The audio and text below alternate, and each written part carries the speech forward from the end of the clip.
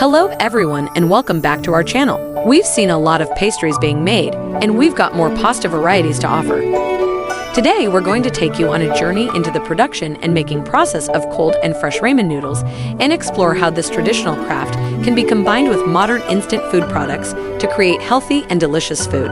First of all, let's understand the origin of cold and fresh ramen noodles. A traditional noodle dish originating from northern China, it is known for its unique flavor and production process. The key to making ramen noodles lies in the kneading and pulling of the dough, a process that requires a highly skilled chef.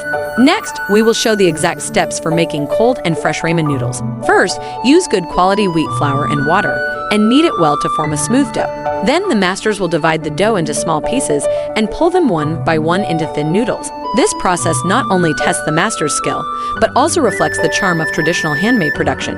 After preparation, the cold and fresh ramen noodles are quickly cooled and packaged to preserve their freshness and flavor. This part of the process is key to ensuring that the product remains high quality during mass production.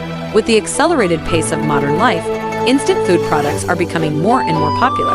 As a convenient alternative, cold and fresh ramen noodles retains the essence of traditional handmade preparation while meeting consumers' demand for healthy and delicious flavors. Not only can it be cooked quickly, it can also be combined with a variety of ingredients to create a rich and diverse cuisine.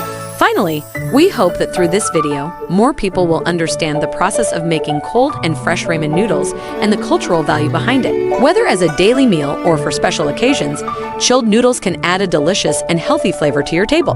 Thanks for watching. Feel free to like, share, and subscribe to our channel for more great content on traditional food and modern eating. We'll see you in the next installment.